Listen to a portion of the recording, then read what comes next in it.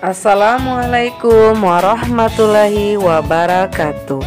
Halo anak-anak cerdas yang cinta agama, yang cinta bangsa, dan yang cinta ilmu pengetahuan. Apa kabarnya? Di video kali ini kita akan bersama membahas ringkasan materi tema 1 Selamatkan makhluk hidup, subtema 2 Hewan sahabatku, pembelajaran kelima. Terdapat dua muatan pelajaran, yaitu IPS dan SBDP. Kita langsung saja ya. Yang pertama, muatan IPS dengan judul materi Kegiatan Ekonomi Negara-negara Asia Tenggara. Indonesia mengekspor hasil bumi seperti timah, tembaga, besi, minyak, gas, dan nikel. Selain itu, Indonesia menghasilkan pupuk, tapioka, karet, kopi, kelapa sawit, dan tembakau. Ikan tuna, udang, dan teh juga diekspor ke negara lain. Brunei Darussalam terkenal sebagai pengekspor minyak mentah, gas alam, dan produk minyak. Penduduk Malaysia bermata pencaharian dalam bidang pertanian, pertambangan, dan perindustrian. Pertambangannya menghasilkan biji timah terbesar di dunia.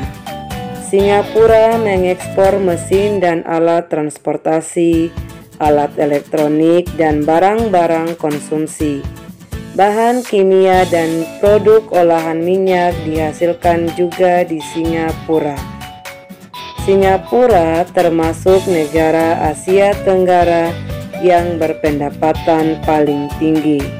Mata pencaharian penduduk Thailand adalah pertanian, kehutanan, pertambangan, dan industri. Penghasil beras terbesar di Asia dan 3 sedunia.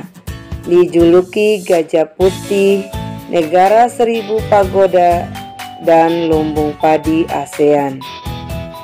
Mata pencaharian penduduk Filipina adalah pertanian, pertambangan, dan industri.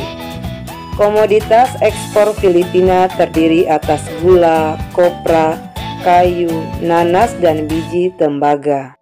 Perekonomian sebagian besar penduduk Vietnam adalah pertanian. Padi merupakan hasil utama pertanian di Vietnam.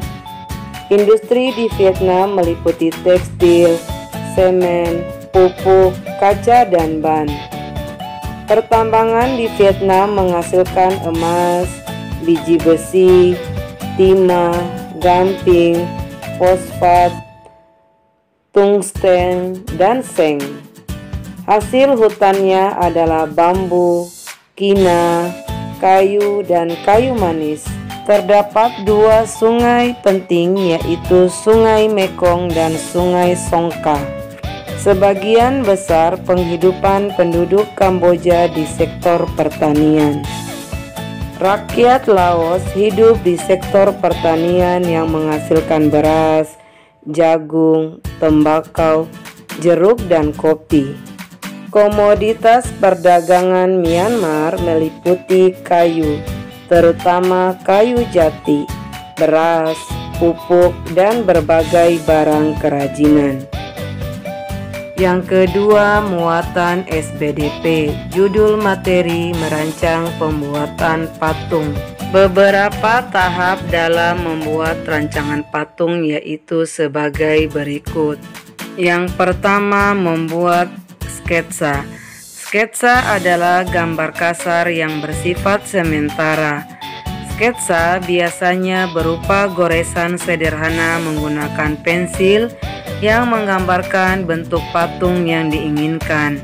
Dalam menggambar sketsa, tidak boleh terlalu banyak menggunakan penghapus.